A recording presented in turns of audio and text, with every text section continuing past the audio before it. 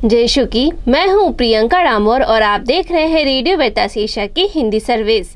कल से समाचार में आप सभी का स्वागत है। कल से समाचारों में प्रमुख हैं। अमेरिका व कनाडा में तूफान के शिकार लोगों के लिए पोप फ्रांसिस ने प्रार्थना की। दावोस शिखर सम्मेलन में सिस्टर प्रोजेक्ट द्वारा सफल परियोजना की प्रस्तुति। केरल में इस्लामी नफरत के नारों के बाद शांति के लिए कैथलिक युवाओं की रैली।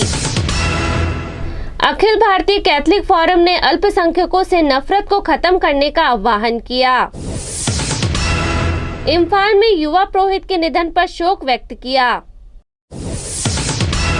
त्रिपुरा में महिलाओं को सशक्त बनाने के लिए कैथलिक धर्म बहन सम्मानित।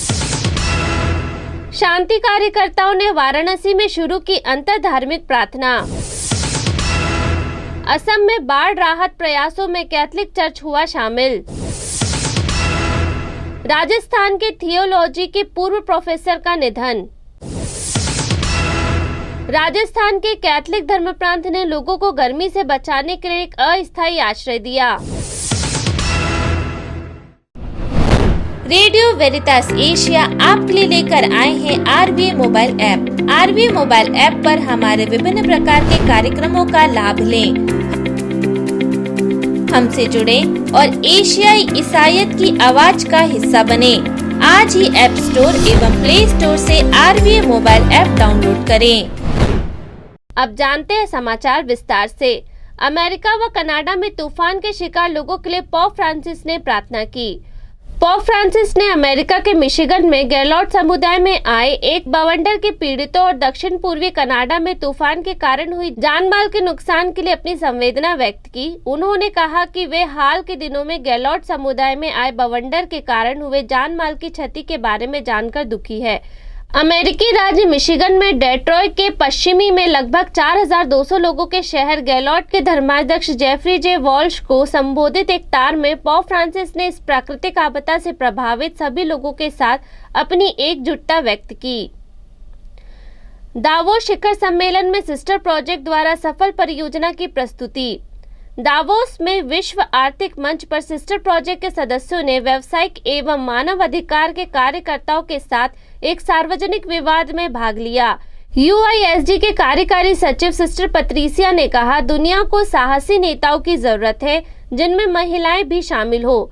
सिस्टर पत्रिसिया ने कहा, हम महिला धर्म समाजी लोगों के निकट रहती है और काम करती है, विशेषकर ऐसे लोगों के जो समाज के हाशिए पर जीवन यापन करते हैं।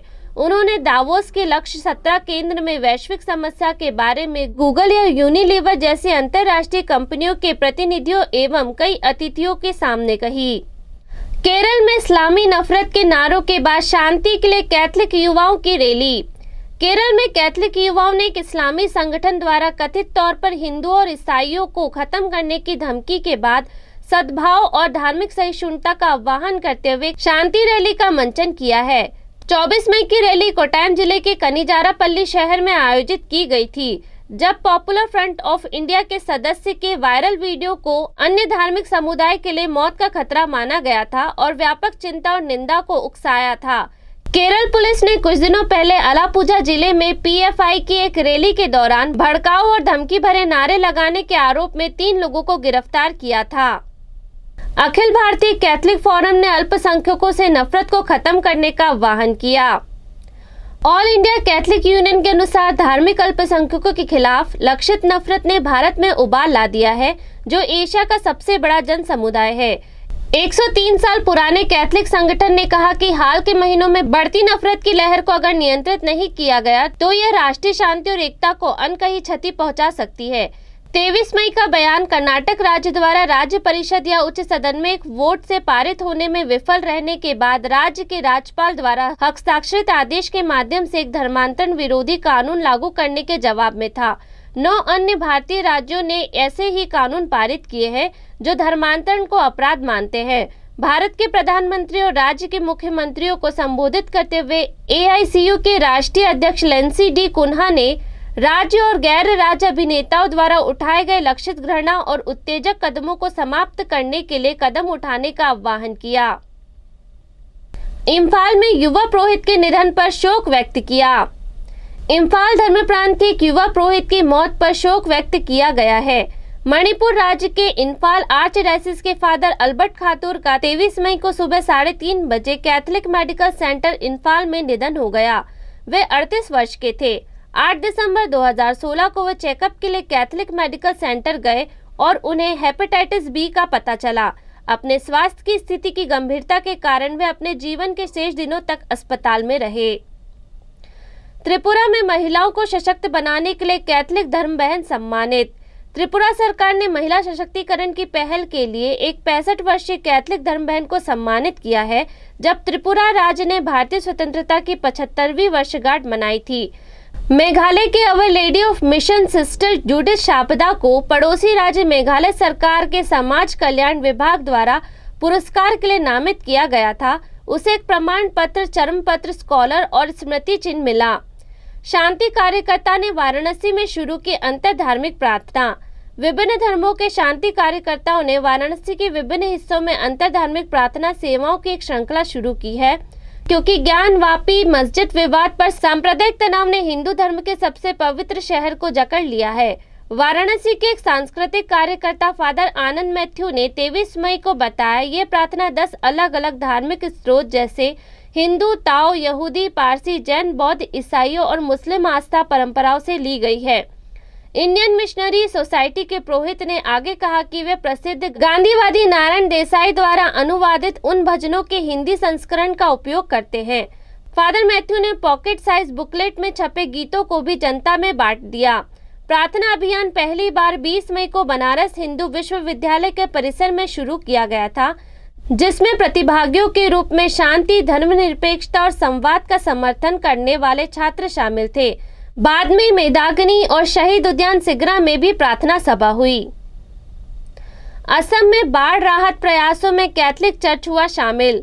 भारतीय कैथोलिक गैर सरकारी संगठनों और सरकारी एजेंसियों द्वारा आयोजित राहत और बचाव प्रयासों में शामिल हो गए हैं, क्योंकि असम में बाढ़ से मरने वालों की संख्या पूर्वोत्तर राज्य में 24 तक पहुंच गई है। असम राज्य आपदा प्रबंधन प्राधिकरण के अनुसार स्थिति गंभीर बनी हुई है, क्योंकि 22 जिलों में लगभग 7,20,000 लोग बाढ़ की चपेट में हैं। नगांव, होजई, कछार, दरांग, मोरीगांव और करीमगंज जिले बुरी तरह प्रभावित हैं। राज्य में बाढ़ की स्थिति बहुत गंभीर है, क्योंकि कई लोग अपनी जान गंवा चुके हैं। हम शोक संतप्त परिवारों के लिए प्रार्थना करते हैं, लेकिन इस बीच हमारी तत्काल प्राथमिकता प्रभावित लोगों को भोजन, पानी, सूखा राशन और दवा उपलब्ध कराना है, क्योंकि सरकार बचाव और लोगों को सुरक्षित स्थानों पर पहुंचाने में लगी हुई है। राजस्थान में थियोलॉजी के पूर्व प्रोफेसर का निधन।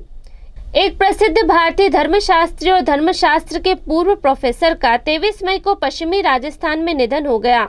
उदयपुर धर्म प्रांत के फादर सुभाष आनंद भारतीय दर्शन और धर्म के पूर्व प्रोफेसर थे और पापल सेमिनरी पुणे महाराष्ट्र के निवासी थे।